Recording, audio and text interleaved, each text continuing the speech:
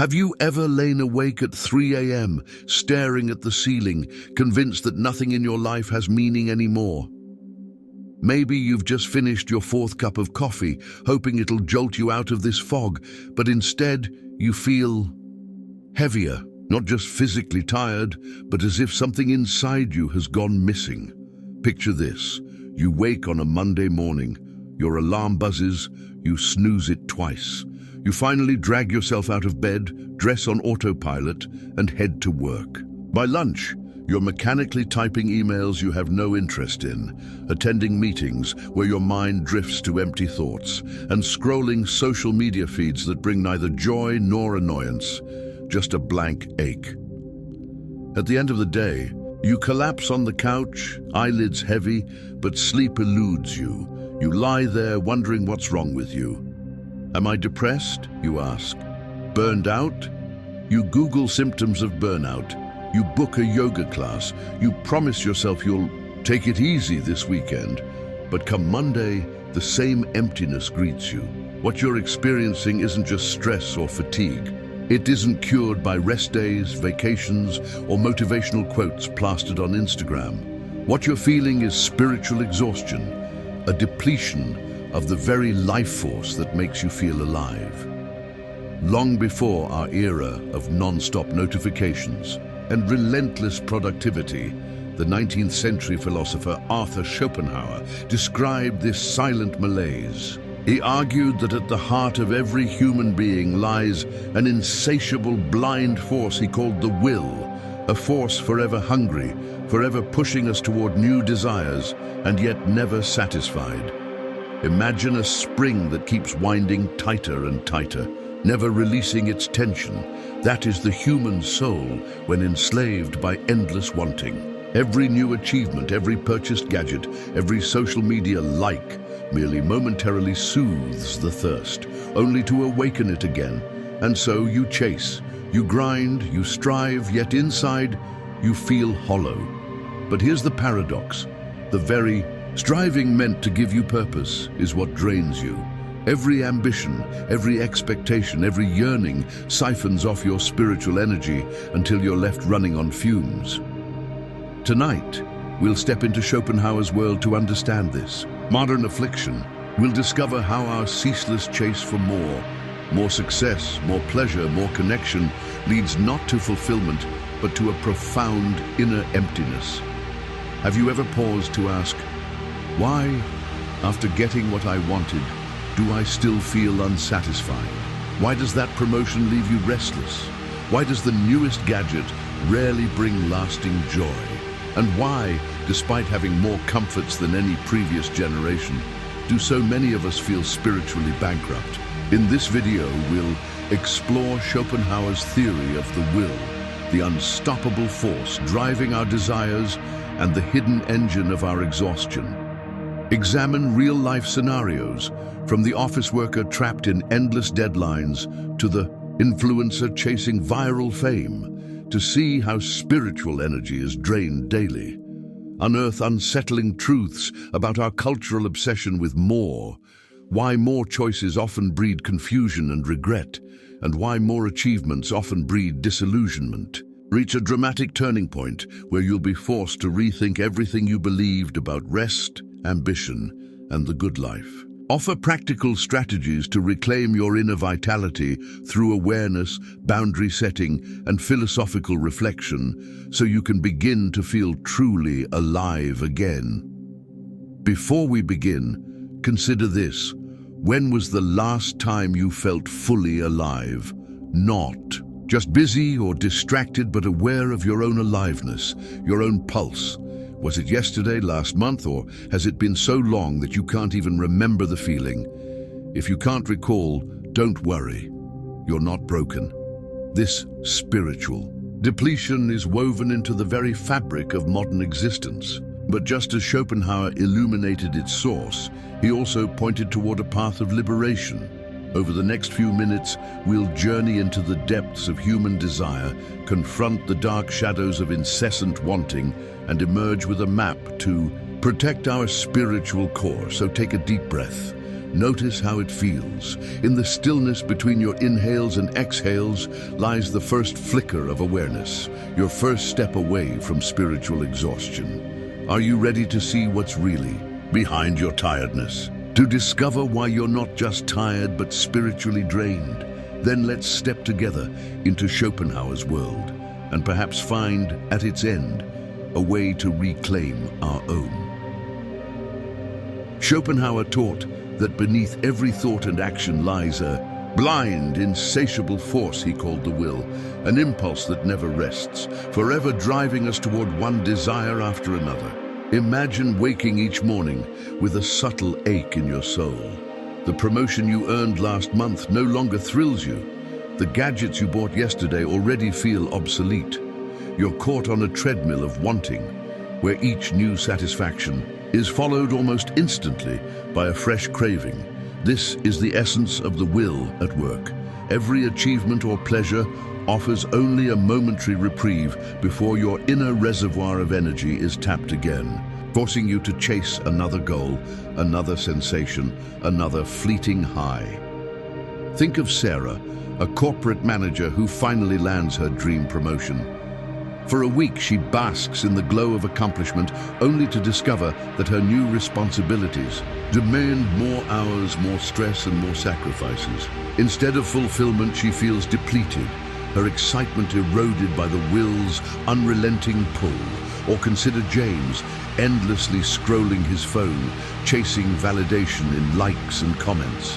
Each notification spikes his spirits briefly, but the sense of connection fades almost as soon as it appears, leaving him hollow and craving ever more attention. Even Aisha, the perfectionist student, finds that straight A's bring only a momentary release from anxiety. The moment she receives anything less, the old fears of inadequacy resurface with a vengeance. This cycle of desire and ephemeral satisfaction is nothing new. Modern psychology calls it the hedonic treadmill, but Schopenhauer recognized it as the fundamental source of suffering. Pleasure, he observed, is merely the temporary alleviation of pain, and soon gives way to boredom, which in turn gives rise to new striving. He wrote that life swings like a pendulum between pain and boredom, capturing the perpetual tension that characterizes human existence. We mistakenly believe that acquiring more money, more status, more experiences will bring lasting joy. Yet each acquisition only fans the flames of the desire that torments us. What is perhaps most insidious is how society amplifies this force. Our culture worships progress and celebrates productivity as if they were virtues in themselves, urging us always to do more, achieve more, consume more. We fill our schedules with back-to-back meetings, our homes with the latest commodities, and our minds with endless digital stimuli. Yet with each new app notification or professional milestone, our spiritual energy is siphoned off, leaving us restless and distracted. The very institutions that promise fulfillment instead stoke the will's fires, ensuring we remain perpetual seekers, never contemplators. And yet, Schopenhauer did not resign us to despair. He pointed to paths of relief, quiet, contemplative practices that deny the will its usual satisfactions. Ascetic traditions across cultures have long recognized that by renouncing certain comforts and desires, fasting, solitude, silence, we weaken the will's grip and free small pockets of peace within ourselves. In these moments of stillness, when the mind is not racing toward the next goal, we glimpse what it might feel like to be truly present, unbound by craving. Compassion, too, offers a surprising sanctuary. When we empathize with another's suffering, we momentarily step outside our own whirl of desires and connect with something universal. In that shared experience of vulnerability, the relentless chatter of our own will quiets, and a deeper sense of belonging emerges. This, Schopenhauer believed, is why acts of genuine kindness and selfless service can feel so restorative. They redirect energy away from the insatiable self toward the shared fabric of humanity. Yet in our digital age, even these remedies face new challenges. Our smartphones serve as amplifiers of the will, offering infinite streams of novelty that demand our attention and fracture our inner world. The paradox of choice compounds the drain. Confronted with hundreds of streaming options or dozens of career paths, we become paralyzed by indecision, a psychic energy leaking away in the anxiety of possibility. Multitasking, celebrated as a marker of efficiency, only scatters our focus further, preventing the deep engagement and restful presence that nourish the spirit. To see how deeply this spiritual depletion permeates everyday life, pause and observe your own patterns. Notice how a late-night news binge or an extra scoop of social media feels momentarily stirring, then inexplicably unsatisfying. Reflect on how each decision, what shirt to wear, which article to read, how to respond to a colleague takes a sliver of your inner vitality. Slowly, imperceptibly, these slivers add up, until your sense of aliveness is no stronger than a flickering candle in a draught. Even your successes bear the will's mark. That momentary triumph of finally learning a skill, hitting a target, or reaching a milestone is haunted by the knowledge that tomorrow will bring fresh benchmarks to meet. The very habits that lead to growth become, in Schopenhauer's view, chains that bind the soul to an endless succession of wants. And because fulfillment is always downstream of desire, true rest remains perpetually out of reach. In recognizing this pattern, you take the first step toward change. Awareness of the will's mechanics, how it drives desire, satisfaction, and renewed craving, opens the possibility of creating small but meaningful ruptures in its cycle. By setting intentional boundaries around technology use, choosing to simplify rather than maximize, and cultivating moments of genuine stillness, you begin to withdraw the fuel that powers the will's relentless engine. In these pauses, the spirit finds room to breathe, and the simple act of being becomes more potent than the endless pursuit of having.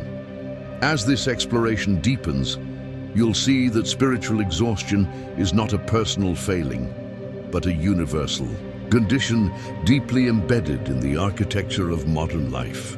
Yet embedded within the same architecture are pathways of respite, ancient practices of denial, modern strategies of focus, and the timeless medicine of compassion.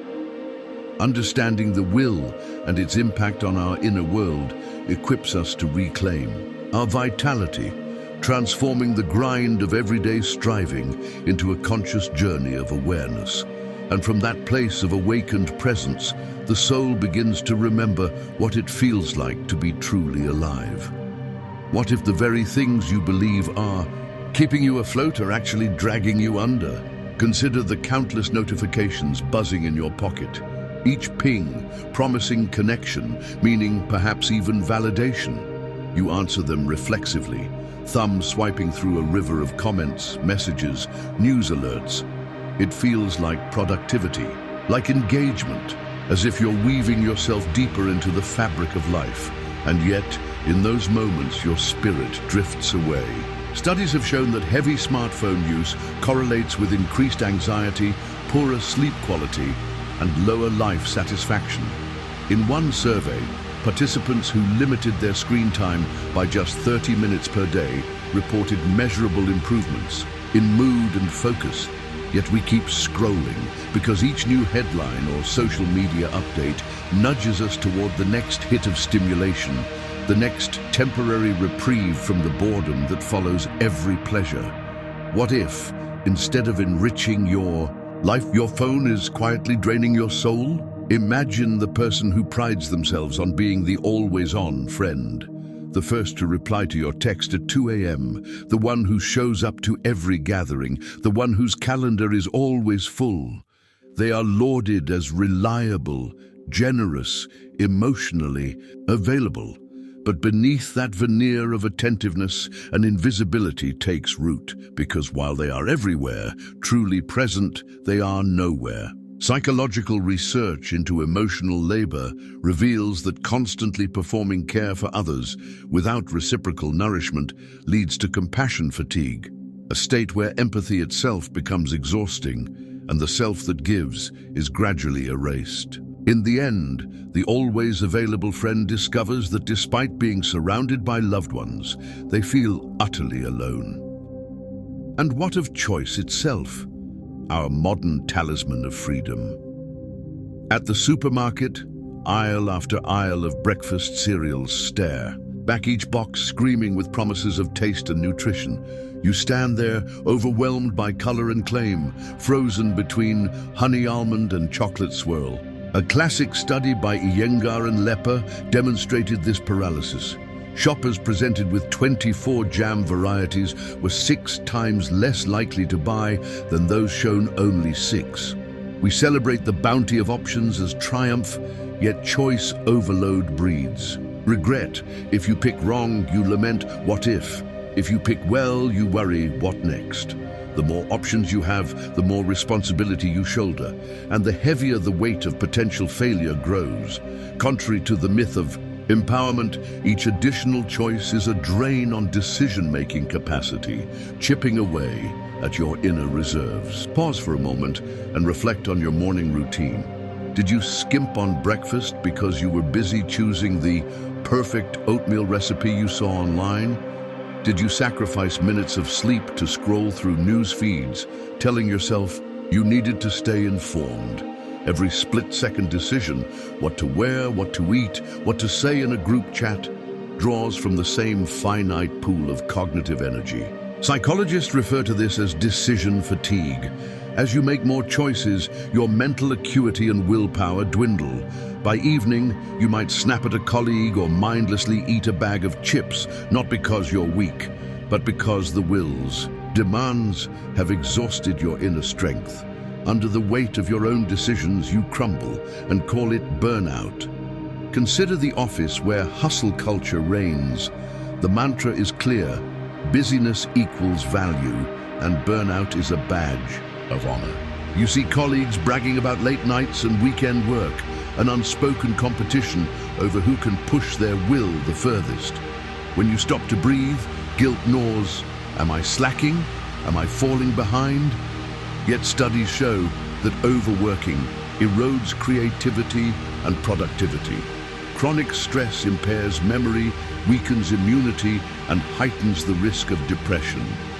The relentless chase of achievement, meant to secure your future, steals the very essence of your present.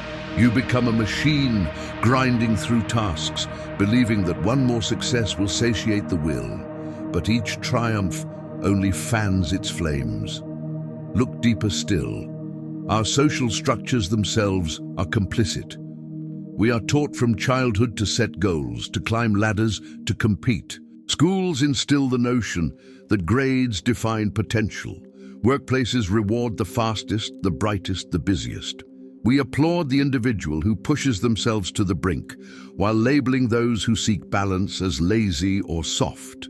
Yet, what if this rat race is the will's grand design, to keep us spinning so that we never stop chasing, never pause to question, never see the chains around our spirit? What if our entire education and economic systems are tailored to funnel energy into that blind force, reinforcing the cycle of unrest? Even relationships feel this tension. We pursue romantic partners like rare trophies, projecting onto them the hope of completeness. Dating apps dangle an endless parade of options, each profile a new what if. You swipe right, you match, you message, but the heart flutters only for a moment before doubt creeps in. Is this the best I can do? What about the next person? The will whispers that fulfillment lies just out of reach, and no one can silence that voice for long. Intimacy erodes into negotiation. Trust gives way to suspicion, and love becomes another arena of restlessness. The very connection meant to root you can instead make you rootless. And yet, perhaps the most unsettling truth is that this isn't a sign of moral failure. It's the inevitable outcome of living under the will's dominion. You are not uniquely fragile or flawed. You are human. The will coursed through every neuron, every impulse, every heartbeat. It is the shadow dialect of your being, translating every yes into a not enough, every here into there. Schopenhauer warned that to live is to suffer, not as a tragedy to be avoided, but as the fundamental texture of existence. As tension mounts, you begin to see that the modern promises of freedom, productivity, and connection are double-edged swords. They dazzle with instant gratification, yet carve grooves deep within you, channeling your energy into ever more elaborate desires. You may pride yourself on ambition, on resilience, on being unbreakable, but beneath every accolade, under every triumph, the will quietly collects its toll. This is the cost of living in an age that elevates doing over being. And so, you stand at a crossroads, continue fueling the will's inexhaustible hunger, or confront the disquiet within. The unsettling revelation is that your tiredness, your restlessness, your creeping emptiness are not merely side effects of a busy life. They are the symptoms of spiritual depletion. The will has been feeding on you, and you may not even have noticed. But now that the tension is unbearable, you are compelled to look away from the glare of accomplishments to find solace, not in achievement, but in awareness. The next step will force you to question everything you've been taught about success and happiness, to face a turning point where the will itself must be challenged. You stand at the edge of everything you thought you knew. After tracing the ceaseless grind of desire, the draining circuit of satisfaction and fresh craving, you arrive at a moment that demands everything be reconsidered. Imagine, for a heartbeat, that every push you've made toward more praise, more objects, more achievements, has been feeding a ravenous force that cannot be tamed or sated. The very milestones you measured your worth by have been leading you deeper into a desert, not toward an oasis. Recall Sarah, who believed the next promotion would finally feel like victory, only to find herself more exhausted than ever. Consider James, whose phone lit up like a beacon, promising meaning in each notification, yet leaving him hollow. Think of Aisha, consumed by perfectionism, who felt only the echo of her own anxiety in each high score. Each of them believed that this next goal, this new accolade, this latest affirmation would fill the void. But the void only widened the moment they touched its edge. What if this pattern, chase, attain, empty, is not incidental, but essential to how we are constructed? What if true victory lies not in winning the race, but in refusing to run it altogether? This is the turning point. You glimpse that every ambition you've pursued, every longing you've indulged, has been a brick in the prison walls around your soul. The will, that blind engine of wanting, has been fueling your every move. And you have obeyed without question. Yet obedience was never your only option. In the moment of revelation, you see that what you want is not the prizes themselves, but a fleeting sense of completeness, a taste of peace. And peace is not found in accumulation. It is found in deliberate refusal. Picture yourself standing before a grand banquet table, groaning with delicacies. Up until now, you believed that to taste everything was the path to satisfaction. But in this moment, you recognize that true freedom lies in choosing nothing. The will's banquet is a mirage. The dishes vanish as soon as you reach for them, and new ones appear to tempt you. To step back from the table, to close your eyes and turn away, is to reclaim your spirit from the hunger it never asked for. This insight shatters societal norms. Like a hammer against glass, we have been taught that more is better, that growth is the highest good, that rest is a sin against progress. We applaud the entrepreneur who sleeps 4 hours a night, the influencer whose clout climbs by the hour, the student whose GPA glistens with perfection. But what if these are not virtues, but symptoms? What if, in our exaltation of relentless ambition, we have praised the very thing that corrodes our essence?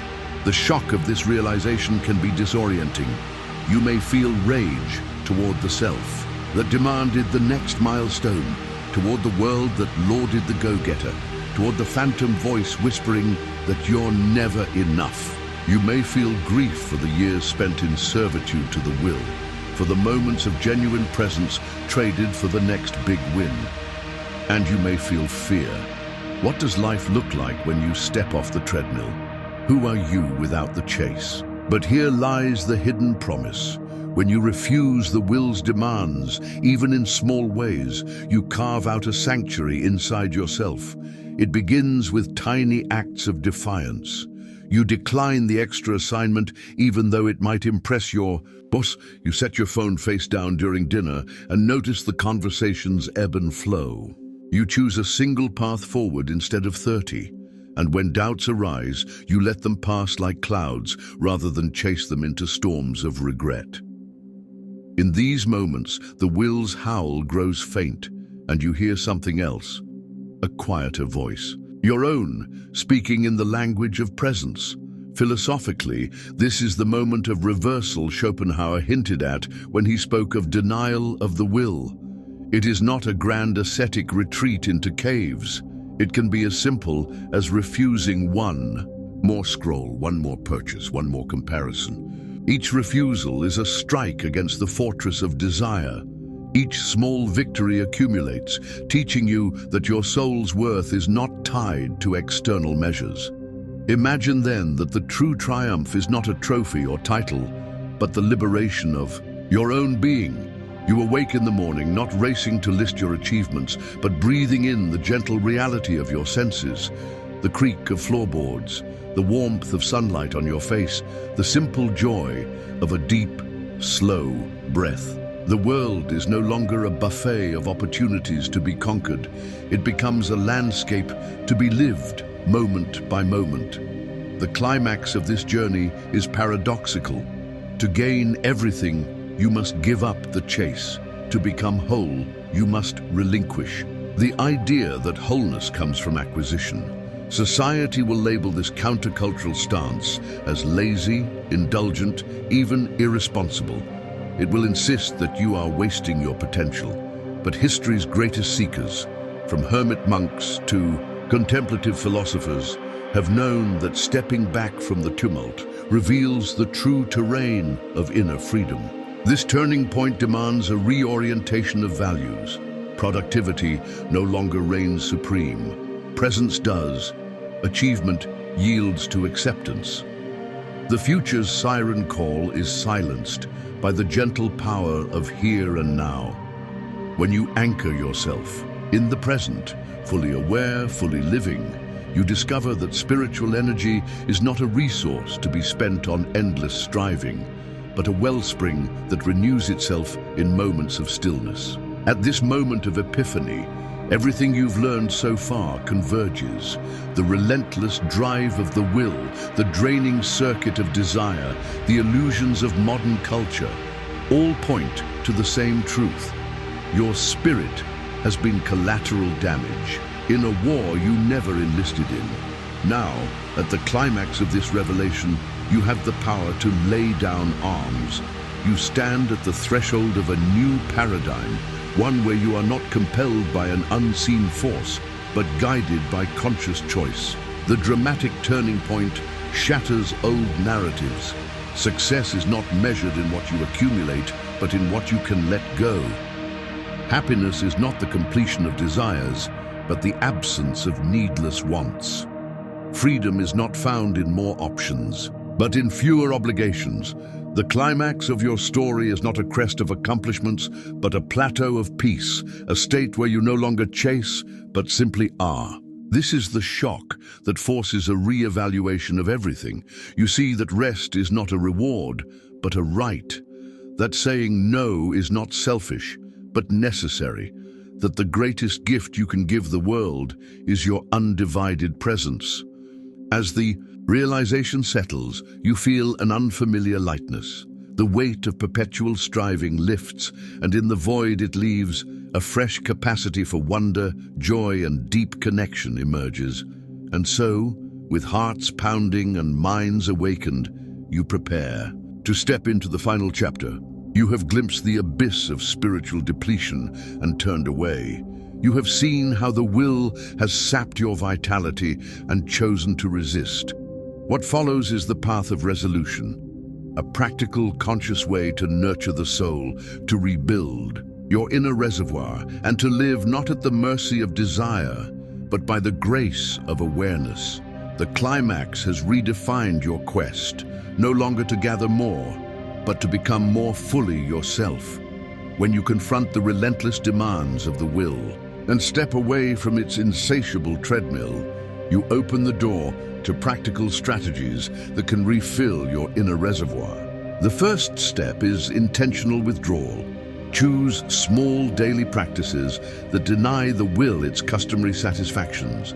You might begin by setting a strict tech curfew. Turn off all screens an hour before bed, silence notifications during meals, and cultivate a moment of genuine stillness each morning before the day's tasks intrude. These acts of refusal, though modest, accumulate over time. By carving out undisturbed pockets of silence, you weaken the will's ceaseless pull and allow your spirit to breathe. Next, practice boundary setting. The corporate culture that praises always-on availability and the social circles that valorize constant responsiveness both feed the will's need for more. Learn to say no to extra assignments, to last-minute social invites, to whenever your energy budget has reached its limit. At first, this may feel uncomfortable or even selfish, but boundaries are not walls to keep others out. They are protective fences around your spiritual garden. When you uphold them, you preserve psychic energy that would otherwise leak away, in the form of guilt, fatigue, and emotional depletion. Another powerful strategy is simplifying choices. In our world of endless options, the act of deciding itself becomes an energy drain. Consciously reduce the number of decisions you make daily. Adopt a capsule wardrobe of neutral, interchangeable pieces. Choose a handful of go-to healthy meals rather than scrolling through recipe blogs. Limit your streaming options to a short list of reliably enriching shows. When you minimize trivial decisions, you conserve your willpower and mental clarity for what truly matters: creative work, deep relationships, and moments of presence. Cultivate the art of satisficing rather than maximizing. The maximizer's creed, "I must find the best possible option," ensures perpetual restlessness, while the satisficer asks simply, "Is this good enough?" and moves on. Research shows that satisficers experience higher satisfaction and lower regret than maximizers. By adopting a satisficing mindset, you break the will's cycle of ever-escalating expectations and grant yourself permission to enjoy what you have, rather than fixating on what you might be missing. Integrate mindfulness and contemplative practices into your routine. Schopenhauer admired ascetic disciplines not because they were punitive, but because they trained the mind to observe desire without automatically acting upon it. Simple meditation, focusing on your breath for 5 minutes each day, can reveal the transient nature of impulses as they arise and dissolve. You'll discover that cravings, worries, and compulsions have no intrinsic power. They only matter if you act on them. This awareness weakens the will's grip and fosters a deeper, more stable sense of inner peace. Embrace periodic digital detoxes. Our smartphones are the ultimate will amplifiers, delivering infinite novelty that fragments attention and scatters energy. Designate entire days or weekends free from social media, news feeds, and non-essential apps. Out of that digital silence, new mental space emerges. Space for curiosity, for genuine engagement with loved ones, and for creative insight that the noise of constant notifications would otherwise drown out. Remember the surprising strength of compassion and service. Schopenhauer believed empathy could momentarily liberate us from our own cravings by connecting us to the shared condition of suffering. Volunteer at a local shelter, check in on a neighbor, or simply offer undivided attention to a friend in need. These acts redirect energy outward, forging authentic bonds that soothe the spirit more deeply than any self-focused achievement can. In the act of giving, without expectation of return, you experience a profound antidote to the will's self-centered hunger. Practice intentional deprivation. Set aside brief periods for fasting or solitude, not as self-punishment, but as a means to rediscover the joy of basic being. An afternoon without food, a solitary walk in nature, or an hour spent in silent reflection can illuminate how little the will requires to feel alive. Each voluntary renunciation is a declaration that your spirit is not defined by accumulation, but by awareness. Build a supportive environment that reinforces these shifts. Share your intentions with friends or family members and invite them to join you in boundary setting and digital detoxes. Consider forming a mindfulness group or book club focused on philosophical texts that explore the nature of desire and suffering. When your community values presence over productivity, you gain social reinforcement for the practices that sustain your spiritual well-being. Finally, adopt a long-term philosophical perspective. Read Schopenhauer's own writings alongside complementary voices, Stoic philosophers who championed inner freedom, Buddhist teachers who mapped the path of liberation from craving, and contemporary thinkers who decode the psychology of happiness. As you absorb their insights, you'll see a constellation of ideas pointing toward the same truth. Lasting peace arises not from satisfying every desire, but from understanding the nature of desire itself. When integrated fully, these practices lead to profound transformation. You'll find that your mornings start not with dread, but with a quiet anticipation of presence. Your work becomes a dance of focus and rest, rather than a sprint toward a finish line that never appears. Relationships deepen, unburdened by constant performance and fueled by genuine attention. And you'll meet setbacks with a composed resilience rooted in awareness, rather than crashing into despair, driven by thwarted ambitions. Philosophically, this resolution reframes the good life. It is not a life of ceaseless conquest, but of mindful engagement. It is not measured by how much you accomplish, but by how fully you inhabit each moment. Authentic living, as Schopenhauer would affirm, is born when you reclaim your inner sovereignty, refusing to serve the will's endless entreaties. In this mode of being, the world ceases to be a series of obstacles or prizes. It becomes a canvas upon which your spirit can paint in broad, unhurried strokes. As we draw to a close, reflect on these questions and share your thoughts below. When did you last feel a surge of genuine inner calm, unconnected to accomplishment? What one daily habit can you simplify today to conserve your psychic energy? How might saying no more often opens space for what truly matters?